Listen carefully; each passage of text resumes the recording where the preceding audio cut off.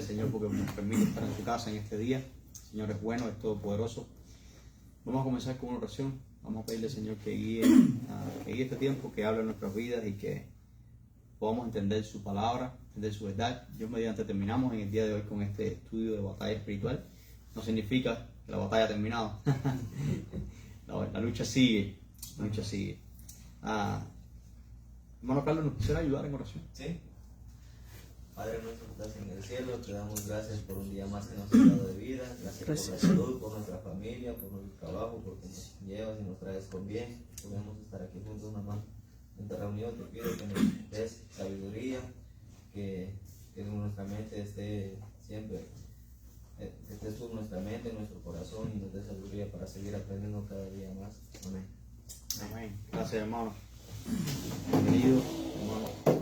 Bueno, hasta ahora hemos estudiado los siguientes temas relacionados con la batalla espiritual. Estudiamos el conflicto de la batalla espiritual. Es una batalla prehistórica, de antes de la historia. En realidad es una batalla entre de Satanás y sus ángeles, los ángeles caídos o demonios, contra el reino de Dios y contra el hombre como creación de Dios. Vimos la naturaleza del enemigo y de su reino. Es un reino de mentira, es un Satanás homicida. Primera de Juan nos dice eso claramente.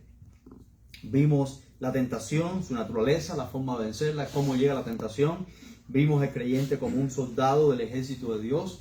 Para poder vencer hay que usar la armadura que Dios nos ha dado. Vimos la batalla interior, cómo se forman esas batallas interiores y cómo vencer esas batallas por medio de la armadura que Dios nos ha dado. Hablamos de los hijos de Dios en medio de un mundo del engaño, engañado por Satanás, cómo los cristianos debemos comportarnos, cómo debemos vivir, cómo debemos representar el reino del Señor Jesucristo, del cual somos soldados. Y en último lugar vimos las técnicas o tácticas de batalla.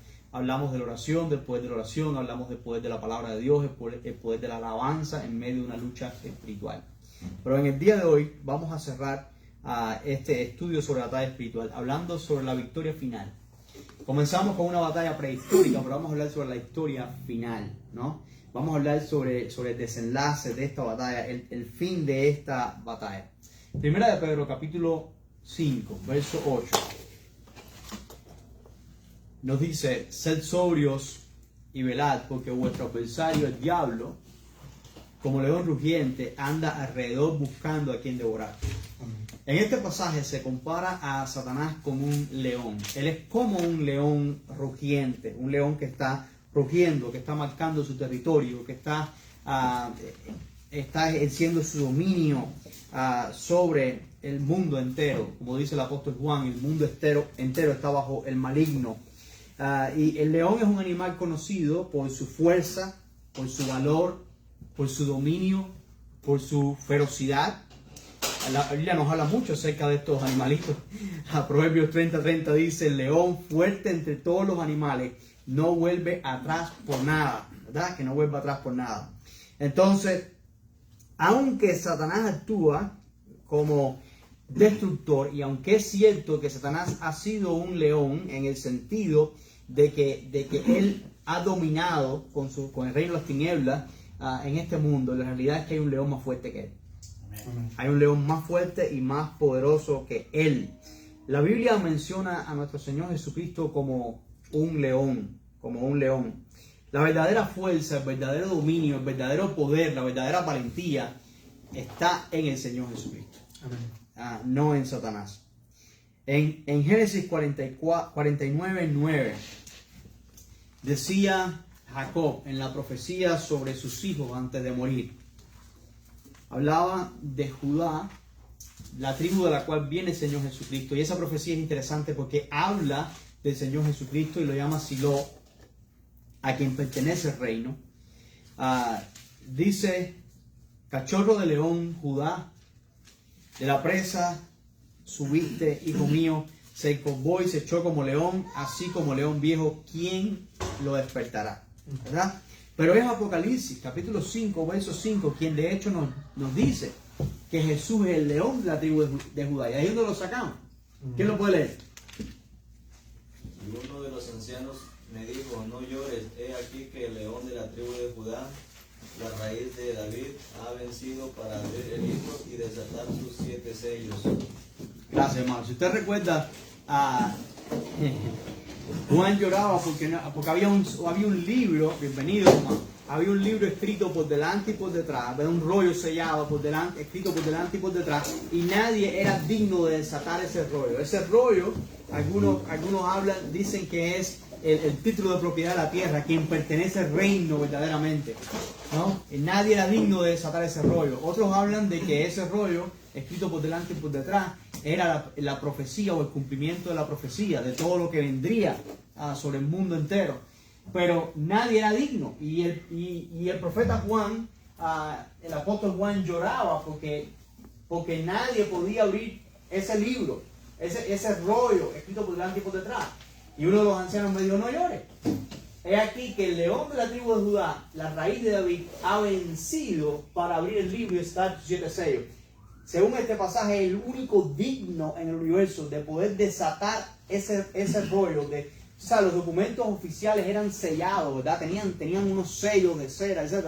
El único digno de desatar los sellos y de poder abrir el sello, el único que le corresponde el reino, el dominio, el poder, es nuestro Dios, ¿no? Entonces no había que llorar. De ahí se dice que el Señor es el león de la tribu de Judá. Pero vamos al Salmo 91. El Salmo 91 es un salmo muy interesante. Siempre nos deseamos el Salmo 91 y es bueno que leamos este salmo y que obtengamos el consuelo de este salmo. La razón por la que este salmo puede aplicarse a nuestras vidas es porque estamos en Cristo, porque todas las promesas de Dios en Cristo son sí y son amén, ¿no?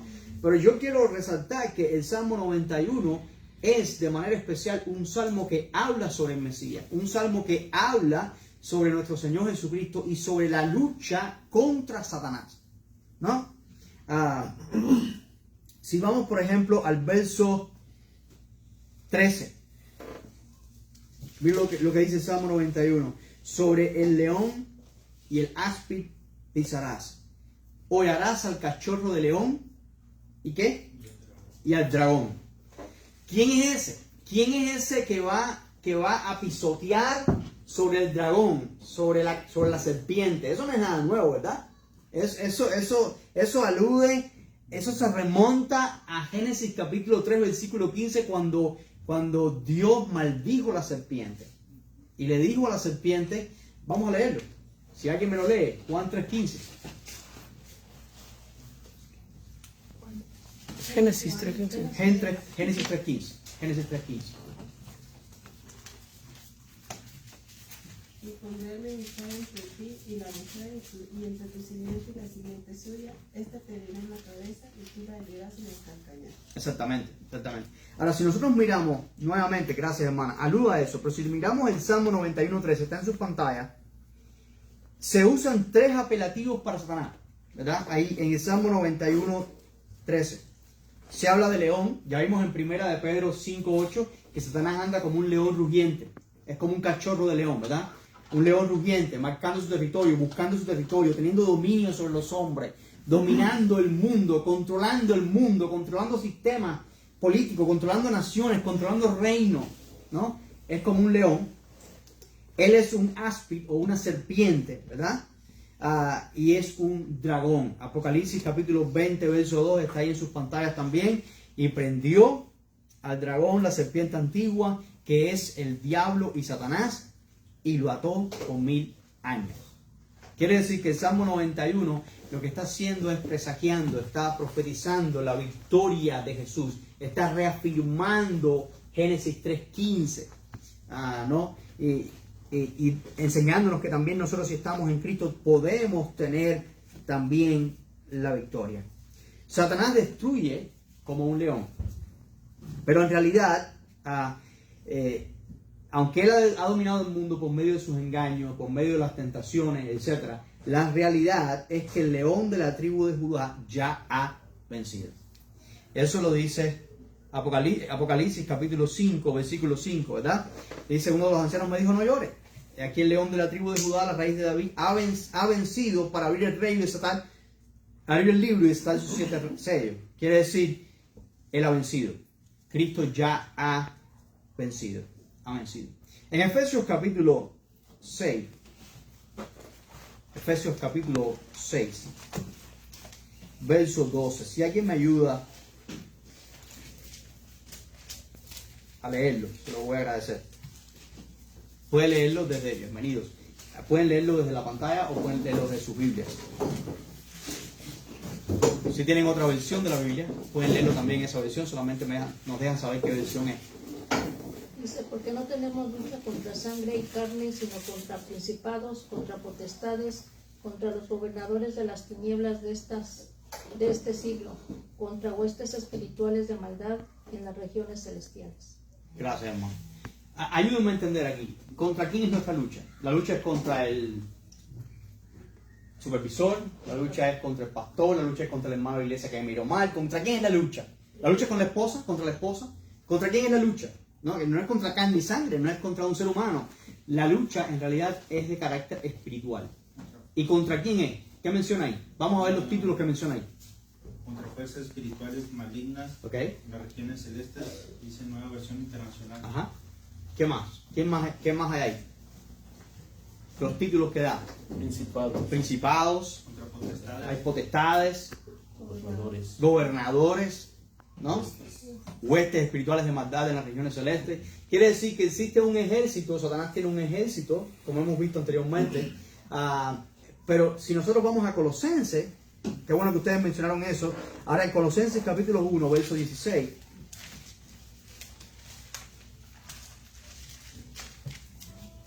Podemos leer desde el verso 15. Si alguien lo tiene, por favor, puede leer el 15 y el 16. Nueva Versión Internacional. Ajá. ¿Leo? Sí, sí.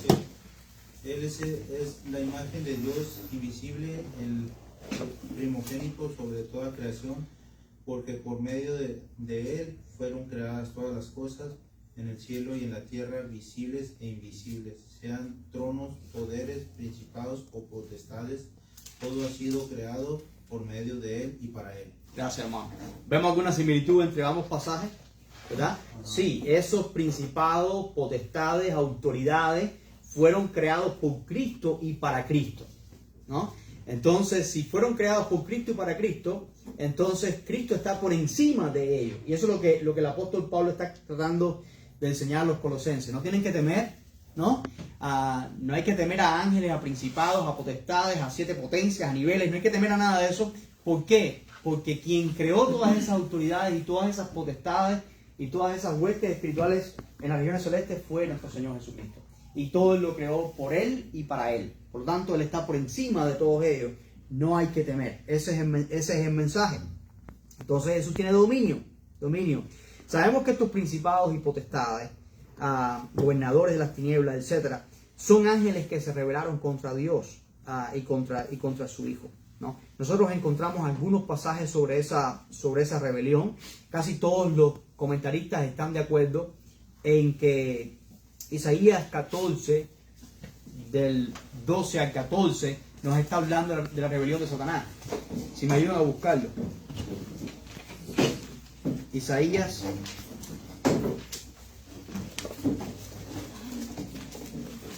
14, del 12 al 14. Es una profecía, bienvenidos, es una profecía contra el rey de Tiro, pero en realidad este rey de Tiro es un instrumento de Satanás. Se está hablando de Satanás en este pasaje por las cosas que se dicen sobre este personaje. Del 12 Al 14, ¿no? Dice, como caíste del cielo, oh lucero, hijo de la mañana, cortado fuiste por tierra, tú que debilitabas a las naciones, tú que decías en tu corazón, subiré al cielo en lo alto, junto a las estrellas de Dios, levantaré mi trono y en el monte del testimonio me sentaré a los lados del norte. Sobre las alturas de las nubes subiré y seré semejante al Altísimo. Hasta el 14, hermano. Gracias. En realidad, usualmente el pasaje termina o se lee hasta el 15, mas tú derribado eres hasta el Seol, a los lados del abismo, pero del 12 al 14 se habla específicamente de lo que dijo Satanás y la razón por la cual él se rebeló, ¿no?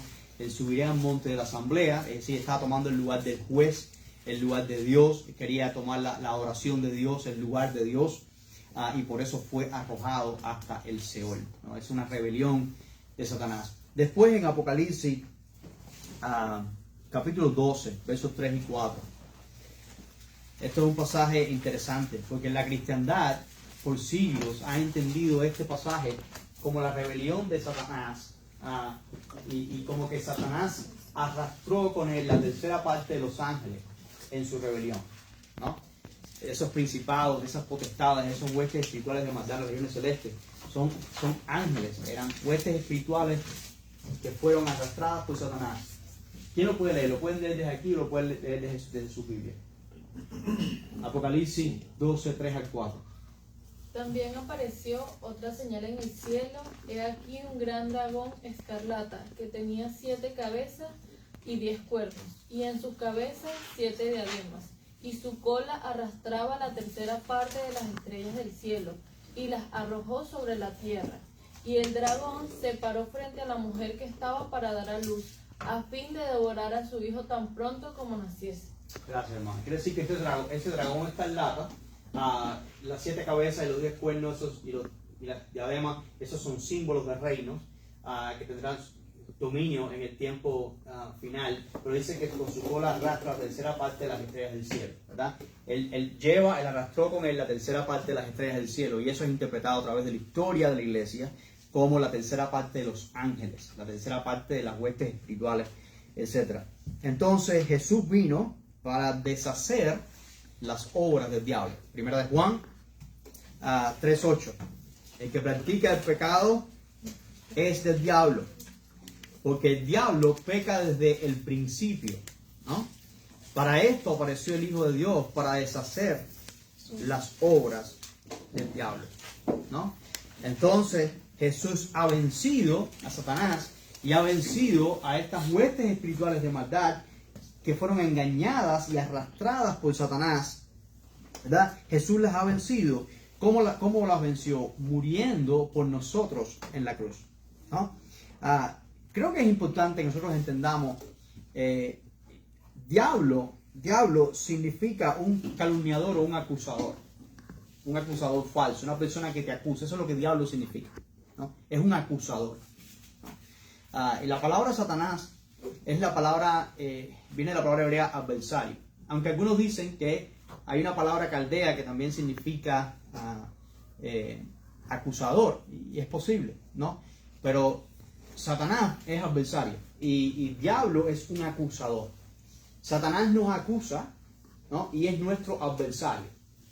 Él nos acusa delante de Dios. Yo siempre pienso en el universo, en el mundo, como una gran corte, en la cual Dios es el juez supremo sobre todas las cosas. La Biblia enseña que Dios es el juez supremo, ¿no? Es juez sobre todos los jueces. Él reina, juzga sobre todas las cosas.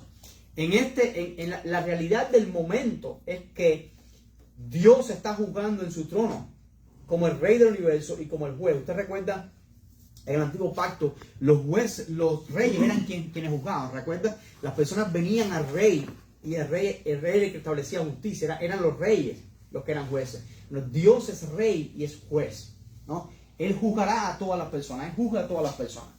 Y entonces en ese tribunal supremo de Dios, Satanás viene a acusar. Recuerda Satanás acusando, por ejemplo, a Job. Y Satanás pidiendo zarandear los discípulos del Señor Jesucristo, ¿no? Satanás es un acusador, nos acusa, nos pone el trampío para que nos caigamos y después nos acusa de habernos caído, ¿no? Él nos acusa. La Biblia habla de que Satanás también nos acusa día y noche. El que acusaba a nuestros hermanos día y noche. Y eso significa que Satanás está siempre acusándonos, acusándonos. Él da la tentación y nos hace caer y entonces después nos acusa, ¿no? Y creo que por eso es muy importante que aunque nosotros hemos creído en el Señor Jesucristo y aunque Cristo ha muerto por todos nuestros pecados y todos nuestros pecados han sido perdonados por el sacrificio del Señor Jesucristo, yo creo que es importante la comunión con el Señor, la confesión diaria y pedirle al Señor que perdone nuestros pecados. Tenemos que venir a cuenta con el Señor diariamente, ¿no? Satanás nos está acusando delante del Padre.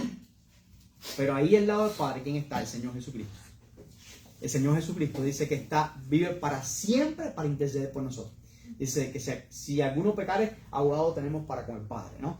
Tenemos un abogado allí y tenemos un abogado aquí. Porque la misma palabra abogado es la palabra paracleto, que significa abogado defensor, o uno que te defiende, que va al lado tuyo. Esa palabra se usa en la Biblia para el Espíritu Santo. Cristo dijo, os enviaré otro paracleto, otro consolador, ¿no? Otro abogado defensor. Cuando creemos en el Señor Jesucristo, recibimos el Espíritu Santo. Él intercede por nosotros con gemidos indecibles. Tenemos un abogado aquí, con nosotros, en nuestros corazones. Y tenemos un abogado allá arriba, defendiéndonos en el trono del Padre, al lado del Padre, contra las acusaciones de Satanás. Es por eso que el cristiano tiene que definir qué hace. Porque el cristiano no puede vivir la práctica del pecado. Porque el que practica el pecado es del diablo. Si tú practicas un pecado y tú insistes en un pecado, y a ti no te importa nada del pecado y tú sigues haciendo el mismo pecado, ¿cómo vas a reclamar la sangre del Señor Jesucristo entonces? ¿Cómo el Señor te va a defender diciendo yo morí por tu pecado? Cuando tú sigues el mismo pecado, ¿no? Es cuando nosotros nos arrepentimos del pecado. Y arrepentimiento significa dejar de, ¿no? No volver atrás. Pero creo que es importante que entendamos esto. Vamos a Colosenses 1.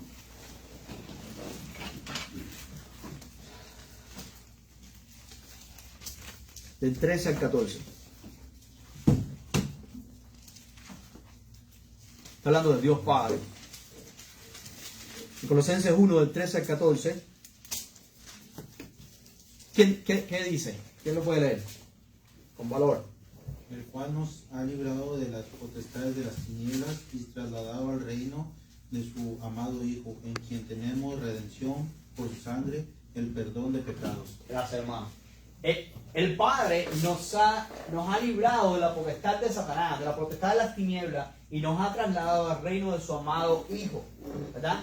Y en su Hijo tenemos redención por su sangre, el perdón de nuestros pecados. ¿Qué dice el 15? Bueno, vamos al capítulo 2. Si Juan, tú estás ahí, nos lees capítulo 2, versos 13 al 15. Colosenses 2, 13 al 15. Colosenses 2, 13 al 15.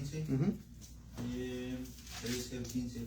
Y a vosotros, estando muertos en pecados y en la incircuncisión de vuestra carne, os dio vida juntamente con él, perdonándonos todos los pecados, anulando el acta de los decretos que había contra nosotros, que nos era contraria, quitándola de en medio y clavándola en la cruz, y despojándonos de los principados y las potestades de los exhibió públicamente, triunfando sobre ellos en la cruz. Amén. Gracias, hermano. ¿Qué significa diablo? Dice aquí, ¿se acuerda? Acusador. El acusador. Entonces, él nos acusa. Sabemos que él es engañador, él es homicida, pero él es acusador, ¿no? Es acusador. Dice que cuando estábamos muertos en pecados y en la incircuncisión de vuestra carne, él nos dio vida juntamente con él, perdonando todos los pecados. Nos dio la vida de él. La vida de Jesús es una vida eterna, ¿no? Él nos dio la vida de él, una vida espiritual, una vida que no termina, ¿no? Nos dio vida eterna y nos perdonó todos los pecados. Ha perdonado todos nuestros pecados, anulando el acta de los decretos que había contra nosotros. Esto que habla como de un tribunal, ¿no? Está hablando de un tribunal, el acta que había contra nosotros, el libro de las obras, todo lo que había en contra de nosotros ha sido clavado en la cruz del Calvario cuando creímos y nos sometemos al Señor Jesucristo, ¿no? Él la quitó en medio y la clavó en la cruz. Y al hacer eso, ¿qué pasó? Pues él despojó a los principados de las potestades. Esto no es nuevo, ¿no? Estos principados y potestades no es nuevo. Estos son, en Efesios capítulo 6, los que hacen la lucha contra nosotros, ¿no? Estos son los que en Colosenses capítulo 1 fueron creados por el Señor Jesucristo, pero se rebelaron contra el Señor Jesucristo y contra su reino. Ahora el Señor los despoja, después de haber muerto con nosotros en la cruz, los despojó y los exhibió públicamente, triunfando sobre ellos en la cruz.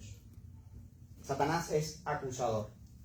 Si Cristo muere por nosotros y nosotros estamos en Cristo y nos sometemos a la voluntad de Cristo, significa que Satanás se queda sin acusación, se quedó sin trabajo, ¿verdad?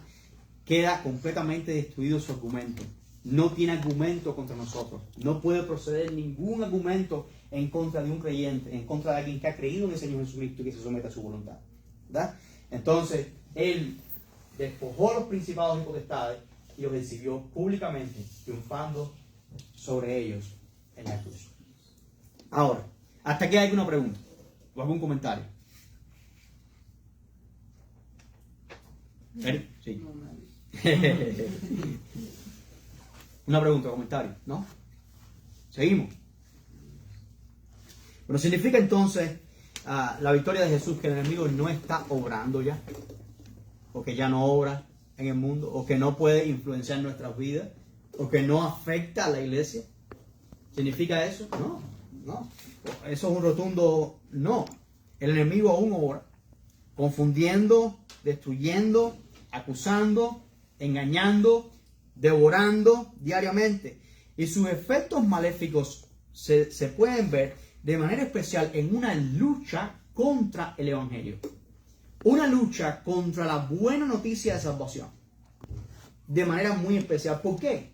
Porque su reino es un reino de mentira. Satanás ha construido toda su estructura es mentira. Entonces el Evangelio es la buena verdad de Dios. La buena noticia de Dios es verdad. Entonces Satanás tiene una lucha específica contra el Evangelio verdadero, ¿no? Va a hacer lo posible y lo imposible porque las personas no escuchen el Evangelio, porque si lo escuchan no puedan recibirlo o no lo entiendan, o va a hacer lo posible y lo imposible para que nosotros quedamos entumecidos y no podamos compartir el Evangelio, etc. Vamos a verlo con varios pasajes. Vamos a ver la obra activa de Satanás en esta era con respecto a la iglesia y su mensaje evangelístico, el mensaje evangelístico de la iglesia. Satanás estorba el avance del evangelio. 1 Tesalonicenses 2:18. Esas citas sí no están aquí en la pantalla. Necesito que ustedes me ayuden a buscar.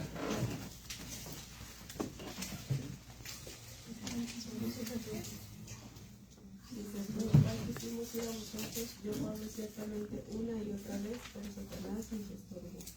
Quise ir a vosotros, decía el apóstol Pablo, pero Satanás me estorbó, me impidió. Satanás me impidió, ¿no?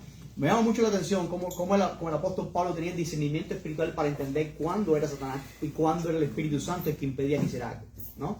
Pero en este pasaje, él quiso ir, ¿verdad? Pero Satanás le impedía que llegara a esa región, a ese lugar, y obviamente eso estorbaba el avance del Evangelio.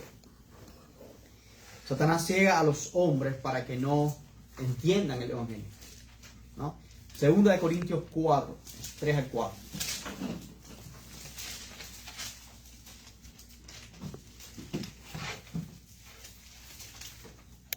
Esa lucha ha sido una lucha de siglos. No es ahora solamente, sino que piensa en los fariseos, en los saduceos, en el tiempo de Jesús. ¿Cómo ellos veían los milagros que el Señor Jesús hacía? ¿Cómo ellos escuchaban las palabras del Señor Jesús? ¿Cómo lo que Él hacía demostraba fehacientemente que Él era el Mesías, ¿no? Pero aún así, estaban cegados, ¿no? Estaban cegados a la verdad. 2 Corintios 4, 3 al 4. Pero si nuestro evangelio está aún encubierto, entre los que se pierden está encubierto, en los cuales el Dios de este siglo cegó el entendimiento de los incrédulos para que no les resplandezca la luz del evangelio de la gloria de Cristo, el cual es la imagen de Dios. Gracias, hermana. Quiere decir que Satanás ciega a los hombres, ciega a las personas. Es por eso que usted no deje de orar por un familiar inconverso, no deje de orar por un vecino que no conoce al Señor, ¿verdad? Y cuando usted vaya a compartir el evangelio con una persona, no es tan fácil como ir a tomarse un vaso de café, ¿no?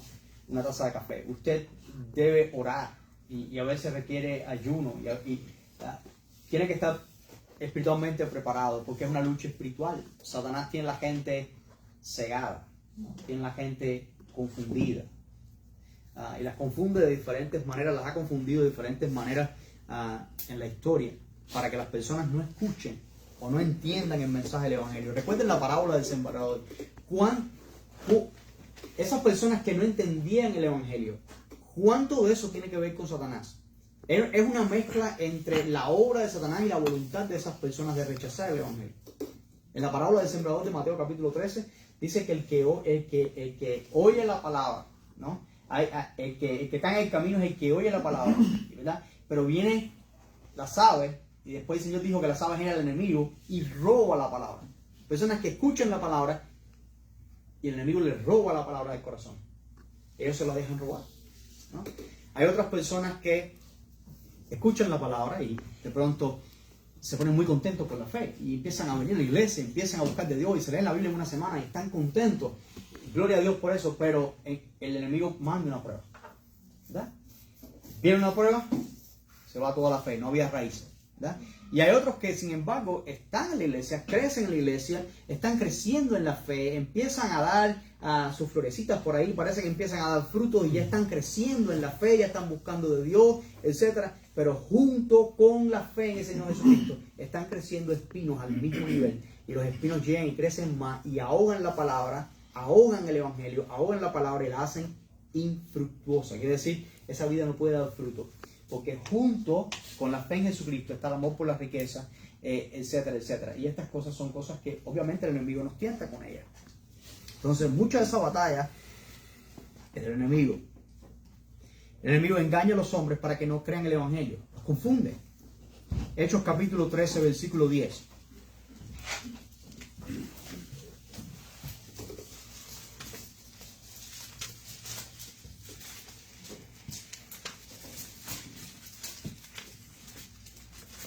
Hechos 13:10. ¿Quién me ayuda a buscarlo? Dijo, voy, lleno de todo engaño y de toda maldad, hijo del diablo, enemigo de toda justicia. No creerás que tú no cesarás de trastornar los caminos rectos del Señor. Gracias, hermano. En ese pasaje, ¿qué es lo que está pasando en ese pasaje? El apóstol Pablo está predicando un procónsul. El hombre está creyendo en el Señor Jesucristo. Pero mientras está creyendo en el Señor Jesucristo, hay un mago, Elima, ¿verdad? Que está diciéndole cosas para que el procónsul no crea. Y entonces el apóstol Pablo lo maldice, ¿verdad? Hijo del diablo, ¿verdad? Está orando a través del diablo. El diablo está usando ese mago para que las personas no entendieran el evangelio. Y hay veces que el diablo usa a otras personas, no se llaman Elima, pero el diablo usa a otras personas en nuestra vida para apartarnos del Señor. A veces compañeros de trabajo, a veces familiares, a veces amigos, personas que el diablo coloca a nuestro lado, ¿verdad? Para que mientras nosotros estamos escuchando del Señor y queriendo buscar del Señor, esa persona nos está diciendo algo contrario y nos está apartando, ¿verdad? No es el diablo que viene en persona y te aparta, sino que pone a alguien común a ti, alguien que tú conoces, alguien que sea común a ti, ¿verdad? Para que te aparte, para que tú no escuches el evangelio o no entiendas el evangelio. Él levanta personas que se opongan a las enseñanzas de los siervos de Dios. 2 Timoteo 2, 24 al 26. Todo eso lo hace el enemigo en este tiempo. Lo hizo en el primer siglo y lo sigue haciendo y lo va a seguir haciendo hasta que el Señor Jesucristo regrese. 2 Timoteo 2, 24 al 26. Dice, porque el siervo del Señor no debe de ser contencioso, sino amable para con todos, apto para enseñar, sufrido, que con mansedumbre corrija a los que se oponen, por si quizá Dios les conceda que se arrepientan para conocer la verdad. Gracias, hermano. Quiere decir que hay personas que se oponen. Y estas son personas que se levantan en el contexto de la iglesia, ¿verdad? Son personas que se levantan en el contexto de la iglesia, que se oponen al mensaje del evangelio. Se oponen a lo que el pastor predica, se oponen a la verdad de Dios, a la palabra de Dios. Entonces, una característica de un pastor, según este pasaje, es que tiene que ser una persona mansa, porque para que pueda hablar con esas personas y convencer a esas personas que se están oponiendo, para ver si el Señor le concede a esa persona ser librado del lazo del diablo, en el cual están cautivos. Eso es en el contexto de la iglesia, ¿no? En el contexto de la iglesia. Entonces eso significa que no todas las personas que vienen a la iglesia son creyentes en el Señor Jesucristo. No todos son hijos de Dios. Entonces tenemos que ser muy selectivos y tener mucho cuidado. ¿Okay? Cuidado al amar a todas las personas, ¿verdad? Cuidado en orar por todas las personas, pero pasarlo todo por el filtro de la palabra de Dios, ¿no? Y yo creo que no hay una sola iglesia que no pasó por este tipo de cosas. Es que la historia de la iglesia, cuando miramos las cartas del apóstol Pablo, ¿qué iglesia no pasó por esto, no? Estoy seguro que aún, a ver, tú me digas, bueno, pastor, en la carta a los Efesios no se condena nada en la carta a los Efesios, pero de cierta manera, si tú vas a lo que dijo el apóstol Pablo, se van a levantar entre ustedes, le dijo a los Efesios, lobos, ¿verdad? Vestidos de ovejas. Entonces, yo creo que todas las iglesias sufren de esto, ¿verdad? El enemigo pone a personas dentro de la iglesia para apartar a los cristianos, para desanimar a los cristianos. ¿Okay? Usted no se desanime si alguien trata de robar su fe, o si alguien le dice un mensaje contrario, o si alguien actúa en la iglesia de una manera que es contraria a la fe. No se desanime. Tampoco piense que esa persona es el diablo mismo, ¿verdad? El diablo usó al mismo Pedro, que era un discípulo del Señor, para desanimar al Señor. Pero nuestra mirada tiene que estar en el Señor y no en los hombres, quien quiera que sean los hombres. Vamos a Hechos 5:3.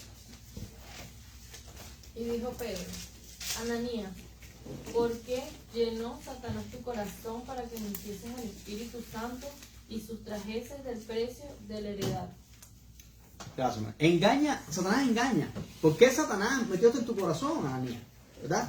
¿Qué pasó con Ananías? Bueno, él vio que algunos hermanos estaban vendiendo sus propiedades y traían todo el dinero, ¿verdad?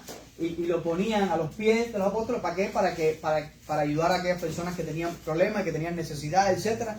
Y Ananías y Zafira se pusieron de acuerdo y dicen, vamos a vender la propiedad, la vamos a vender en tanto, pero no, vamos a dar nada más que esto a la iglesia, ¿verdad? Y entonces hicieron quedar como que ellos habían dado todo, pero en realidad estaban engañando al Espíritu Santo, estaban engañando a sí mismos. Si ellos hubieran querido dar nada, no había problema. Nadie los iba a acusar por eso. Y si ellos hubieran querido dar poquito, nadie los iba a acusar por eso. Y si querían dar mucho, no había problema con eso. El pecado estuvo en engañar a la iglesia de Dios, ¿no? Eso fue un escarmiento a la iglesia. La gente se atemorizaron mucho, ¿verdad? Porque este matrimonio murió por su pecado. Entonces, estamos hablando del contexto de la iglesia. Esto está pasando en la iglesia, ¿verdad? Pasó en la iglesia del primer siglo. Entonces, el enemigo engaña a los creyentes para que pequen contra Dios. Los engaña, ¿no? Y sí, por eso yo creo que si algo puede servirle esta clase que hemos dado, es que usted abra bien sus ojos y sus oídos y usted esté al tanto de las mentiras del enemigo. Ya si usted quiere escuchar las mentiras y creerle, el problema es usted. Pero usted tiene que tener mucho cuidado, porque el enemigo tiene acechanzas, tiene estrategias, tiene planes que son diferentes para cada uno de nosotros. Las estrategias que tiene para con el hermano Octavio son diferentes que las que tiene para conmigo, ¿no? Él va a tratar de desanimar a mi hermano y de apartarlo de la fe de una manera diferente de la que quiere hacerlo conmigo. Pero los dos vamos a batallar con lo mismo, y todos ustedes vamos a batallar con cierta lucha espiritual, porque el enemigo quiere apartarnos de la fe. Él engaña a las personas por medio de falsos maestros. También mete falsos maestros vestidos como ministros de justicia. ¿Qué significa un ministro de justicia, verdad? Parece que son gente justa, parece que son gente buena, ¿verdad? No sé, se visten con la manga larga, una copatica, no sé qué pasa. Pero él usa a personas que se visten como ministros de justicia, pero en realidad no son ministros de justicia, son instrumentos de Satanás. Me ayudan ahí con 2 Corintios 11, 13 al 15. Dice, porque estos son falsos apóstoles, obreros fraudulentos que se disfrazan como apóstoles de Cristo. Y no es maravilla, porque el mismo Satanás se disfraza como ángel de luz. Así que no es extraño si también sus ministros se disfrazan como ministros de justicia, cuyo fin será conforme a sus obras. Exactamente. Si Satanás mismo se disfraza como un ángel de luz para engañar a la gente, no te extrañes de que él manda a sus ministros, y él manda a sus profetas, y manda a sus apóstoles, y manda a su gente que se disfrazan como gente santa, ¿verdad? Y que dicen hacer más que cualquier otra gente. Y que, ¿cómo será en nuestro tiempo? ¿Dónde está esa gente? Creo que tenemos más influencia de esa gente en este tiempo que la iglesia del primer siglo. En el primer siglo llegaba un personaje de eso a la iglesia y enseguida la iglesia, si estaba firme, los identificaba y le decían, no, sale. Como pasó con la iglesia de Éfeso. Leemos en Apocalipsis capítulo 2, que ellos habían identificado a los que eran falsos apóstoles. Pero en el día de hoy, esa gente, esos falsos maestros están en tu canal de YouTube. Esos falsos maestros están a veces en la propia aplicación de la Biblia, ¿no? Dando cierta reflexión o comentario. Esos falsos maestros están en la librería cristiana. Tú vas a la librería cristiana y hay secciones de gente que parecen ángeles de luz, pero puro diablo, porque las cosas que dicen son contrarias a la verdad de Dios, ¿no? De hecho, yo estuve en estos días en la librería cristiana y como estoy tratando el tema de la guerra espiritual, veo un libro de guerra espiritual, me interesa el tema, estoy estudiando sobre el tema, agarro el libro y empiezo a leerlo y veo que tiene cosas que la Biblia no dice. Que si los demonios se meten en las islas porque el mundo es el mar, el mundo es el mar y las islas como están rodeadas de agua, entonces tienen más demonios. Y entonces, güey, ¿de dónde sacó? ¿Quién es este personaje? ¿Quién es este hombre que está hablando? Apóstol, no sé qué. Oh, ya tiene sentido. Tiene sentido. Ya. Es una nueva revelación. ¿Ya? Algo diferente. Que llama la atención a la gente. Que la gente está así. ¡Ah, qué interesante! Algo nuevo. Pero en realidad, pura mentira. Pero ahí en la biblioteca nos dice, no hay un sitio que diga falsos maestros ni falsos apóstoles. Nos toca a nosotros como creyentes, cuando vamos, ser selectivos de saber qué libro comprar. Pero quién lo escribió, pero qué dice, pero quién es, cómo usa la palabra, ¿no? ¿Basado en qué? ¿No? Eso nos toca a nosotros. Nos toca a nosotros. También el enemigo martiriza, da muerte a los siervos de Dios en muchos lugares. Eso sigue pasando en el día de hoy. Apocalipsis capítulo 2, verso 13. ¿Me ayudan ahí? Yo conozco tus obras y dónde moras, donde está el trono de Satanás, pero retienes mi nombre y no has negado mi fe, ni aun en los días en que Antipas, mi testigo fiel, fue muerto entre vosotros, donde mora Satanás. Gracias, hermana. Antipas, mi testigo fiel, murió. ¿Ya? Juan el Bautista murió. Jacobo murió. Todos los apóstoles, excepto Juan, murieron por martirio. Y no significa que Juan no fue perseguido. Juan fue torturado. Los que no lo mataron, según la tradición, por su fe, pero él fue torturado en más de una ocasión. Entonces, eso es normal. Eso pasa unos por los otros. Orar por nuestros evangelistas, orar por nuestros pastores, orar por los líderes de la denominación, orar por ellos. Porque la lucha del enemigo es continua, es constante, ¿no? Y él quiere quitar a sus siervos del camino. Aunque Satanás ha vencido, en cierta manera, y vemos que esta lucha, tú dices, no, ha vencido, el final de la lucha, la verdadera victoria, está determinada por el Señor Jesucristo. Es Cristo quien venció a Satanás, ¿no? Lo venció en la cruz. Y podemos decir que Cristo venció a Satanás. Cristo vence a Satanás diariamente. Y podemos decir que Cristo vencerá a Satanás de una y por todas en el futuro, ¿no? En esas tres dimensiones. Nuestras victorias son las victorias de Jesús. Quiero que piensen en esto. Cada vez que yo venzo una tentación, ¿quién tiene la gloria? ¿Yo? La tiene Jesús. Vencí una tentación por Jesús. Cada vez que soy libre de un engaño, ¿de quién es la gloria? De Dios. Entonces mis victorias, si yo soy un hijo de Dios, son victorias de Dios y del reino de Dios. Cuando yo comparto el evangelio con una persona y esa persona conoce al Señor Jesucristo, se arrepiente, cambia su vida, cambia su matrimonio, cambia su familia, sus hijos se salvan. ¿Para quién es la gloria? Para mí no, es la gloria de Dios. La gloria es de Dios. Pero como yo soy un hijo de Dios, ¿y qué tal mis derrotas? Si yo soy un hijo de Dios, mis derrotas son una vergüenza para el reino de Dios, ¿no? Si mis victorias son victorias al reino de Dios, mis derrotas son una vergüenza al reino de Dios. Son una vergüenza al reino de Dios. Pensemos en esto. ¿Cuándo se va a terminar esta lucha ¿Cuándo? ¿Verdad? Vamos a Hebreos capítulo 10, versos 12 al 13.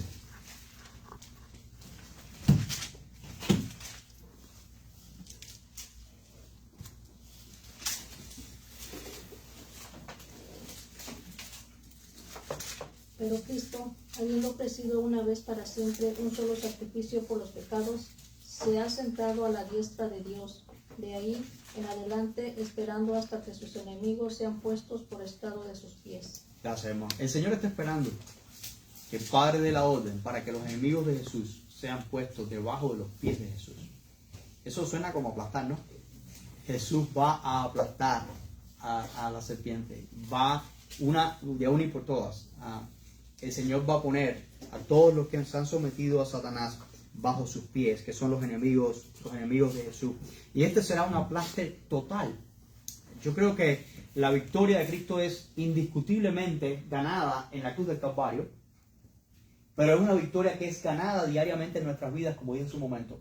Cuando vencemos, cuando predicamos el Evangelio, cuando una persona conoce del Señor, cuando vencemos una tentación, cuando salvamos una vida. Pero también la victoria de Jesús es un evento futuro. En Romanos capítulo 16, verso 20.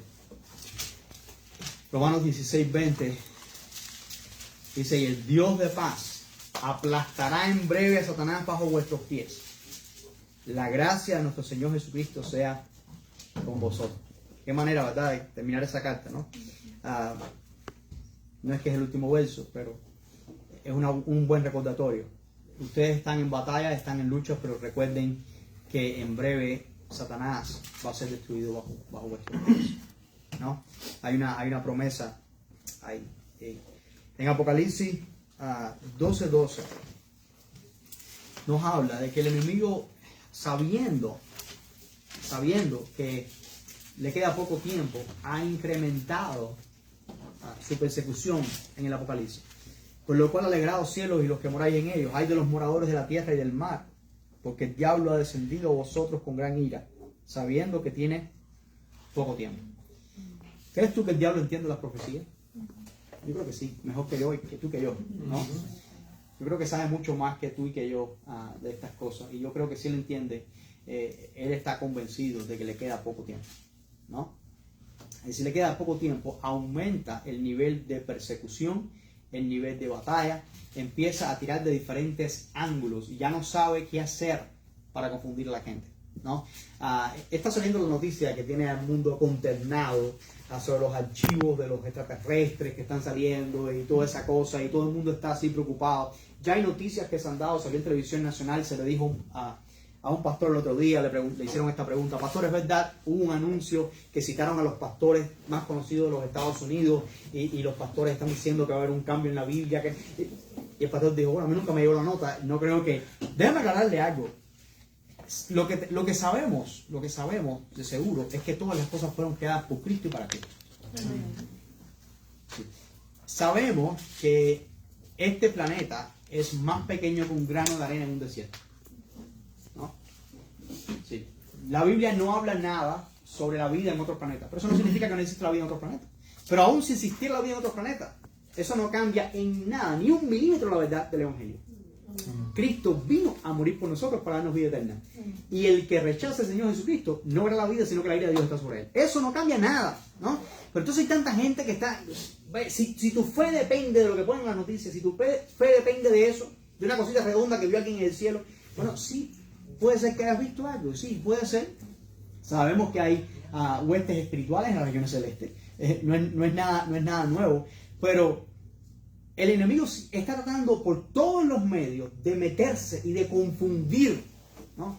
Entonces uno tiene que, mira, casi, si lees las noticias nacionales, te vas a dar cuenta de que cada rato están saliendo cosas de un manuscrito nuevo y de una cosa, ¿no? Y ahora sí, encontraron un diente de no sé quién, encontraron no sé qué, no sé cuándo, porque quieren confundir la gente, ¿no? Tienen un problema con no creer lo que dice la palabra de Dios y el Evangelio verdadero, y entonces están buscando por todos los medios de confundir y quitar la fe. Y hay muchos cristianos que han caído, ¿sabes? Eso demuestra que su fe no tenía raíces. ¿no? El enemigo sabe que le queda poco tiempo y debemos estar cada vez más preparados, cada vez mejor vestidos con la armadura que ya Dios nos ha dado. La buena noticia es que a pesar de la batalla espiritual, lo que tenemos por seguro es que mayor es el que está con nosotros que el que está en el mundo. ¿Sí? Eso tenemos que tenerlo clarito, ¿no? Mayor es el que está con nosotros que el que está en el mundo. Eso no puede haber miedo, ¿no?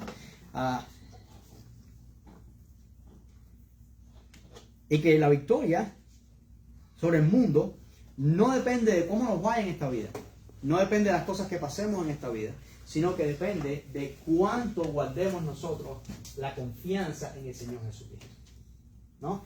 La victoria que ha vencido el mundo, y el mundo, ese sistema controlado por Satanás, es esta, ¿no? Es nuestra fe, nuestra confianza en el Señor Jesucristo. Y eso es, esta palabrita tan pequeña, esto es lo que quiere robar al enemigo, ¿verdad? Pero con esta palabrita es que nosotros vencemos al enemigo, ¿no?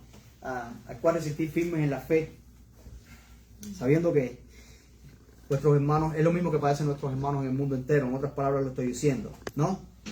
La victoria del león de la tribu de Judá fue ganada sobre la cruz, es ganada por medio de la extensión del Evangelio hoy mismo, y será consumada con los eventos escatológicos del futuro, con la victoria del Mesías sobre el mundo y los poderes diabólicos. Si vamos nosotros a Apocalipsis capítulo 19, no está en su pantalla.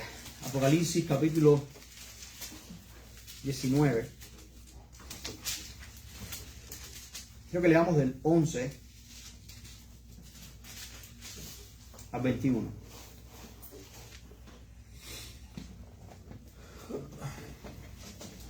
Esta es una batalla muy importante. Esto es una batalla muy importante, aunque no es una batalla final contra Satanás. Esta del capítulo 19 es una batalla muy importante y muy duradera, pero no es una batalla final, ¿no? Dice Apocalipsis capítulo 19, verso 11. Entonces vi el cielo abierto y aquí un caballo blanco, y el que montaba se llamaba Fiel y Verdadero, y con justicia juzga y pelea. Sus ojos eran como llama de fuego, y había en su cabeza muchas diademas, y tenía un nombre escrito que ninguno conocía sino él mismo. Estaba vestido de una ropa teñida en sangre, y su nombre es el Verbo de Dios. Y los ejércitos celestiales, vestidos de lino finísimo, blanco y limpio, le seguían en caballos blancos. De su boca sale una espada aguda, para herir con ella a las naciones, y él las regirá con vara de hierro. Y él pisará el lagar del vino del furor de la ira del Dios Todopoderoso. Y en su vestidura y en su muslo tiene escrito este nombre: Rey de Reyes y Señor de Señores. Y vio un ángel que estaba en pie en el sol, que clamó gran voz diciendo a todas las aves que vuelan en medio del cielo: venid, congregados a la gran cena de Dios, para que comáis carnes de reyes y de capitanes, y carnes de fuertes, carnes de caballos y de sus jinetes, y carnes de todos, libres y esclavos, pequeños y grandes. Y vi a la bestia y a los reyes de la tierra y a sus ejércitos reunidos para guerrear contra el que montaba el caballo y contra su ejército. Y la bestia fue apresada, y con ella el falso profeta, que había hecho delante de ella las señales con las cuales había engañado a los que recibieron la marca de la bestia y habían adorado su imagen. Estos dos fueron lanzados vivos dentro de un lago de fuego que arde con azufre. Y los demás fueron muertos con la espada que salía de la boca del que montaba el caballo, y todas las aves se saciaron de las carnes de ellos. Esta victoria es muy importante, porque esta es la victoria de cuando venga el Señor Jesucristo en la batalla de Armagedón. Y en esta batalla de Armagedón el Señor Jesucristo derribará el líder mundial en ese momento, llamado el Anticristo, derribará al falso profeta y a todos los ejércitos del mundo que vienen a luchar contra el Mesías y contra su reino. Eso sucederá cuando el Mesías ponga sus pies sobre el monte de los olivos, ¿verdad? Y suceda todo lo que dice el profeta Zacarías. Es una batalla muy importante sobre Satanás, porque después de esa batalla Satanás es encadenado por 1000 años. Por eso dije que es una batalla duradera y muy importante, pero no es final. Satanás es encadenado por 1000 años, pero después de 1000 años Satanás volverá a ser suelto. ¿Y qué va a hacer? ¿Cuál es su naturaleza? Engañar. Va a ir nación por nación, pueblo por pueblo, ¿verdad? Engañando a las personas, motivando a las personas a luchar contra el rey, a luchar contra el Mesías, a luchar contra el Señor. Y entonces viene la batalla final. Ahí estamos en Apocalipsis capítulo 20. A partir del verso 7 leemos esta historia, del 7 al 10. Cuando los 1000 años se cumplan, Satanás será suelto de su prisión y saldrá a engañar a las naciones que están en los 4 ángulos de la tierra, a Gog y a Magog, a fin de reunirlos para la batalla, el número de los cuales es como la arena del mar. Y subieron sobre la anchura de la tierra y rodearon el campamento de los santos y la ciudad amada, y de Dios descendió fuego del cielo y los consumió. Y el diablo que los engañaba fue lanzado en el lago de fuego y azufre, donde estaba la bestia y el falso profeta, y serán atormentados día y noche por los siglos de los siglos. Esta es la batalla final. Ahí es cuando Satanás va a ser atormentado por los siglos de los siglos. Significa para siempre. El verso 15 dice: y el que no salió inscrito en el libro de la vida fue lanzado en el lago de fuego. Quiere decir, los que han servido a Satanás y no se han arrepentido terminan en el lago de fuego. Satanás va a caer en el lago de fuego. Y todos los que no creen en el Mesías, todos los que no escucharon el Evangelio, todos los que no creyeron en la palabra del Evangelio ni se sometieron al Rey Jesús, terminarán de la misma manera en el mismo lugar donde el diablo va a terminar. Y ese es el final, de la batalla. Por eso a Dios sea toda la gloria, ¿verdad? Al Dios Todopoderoso y a su Cordero inmolado y al Espíritu Santo sea la gloria por los siglos de los siglos. La batalla del cristiano es una batalla que nosotros vencimos retroactivamente en Cristo. Cristo venció por nuestros pecados, venció sobre la acusación de Satanás, venció por nosotros la tentación en el desierto. Él venció por nosotros. Es una batalla diaria. Vencemos diariamente mientras guardamos nuestra fe y usamos la armadura que Dios nos ha dado, ¿verdad? Y es una victoria que tendremos cuando el Señor Jesucristo regrese por su iglesia. Amén. Vamos a pasar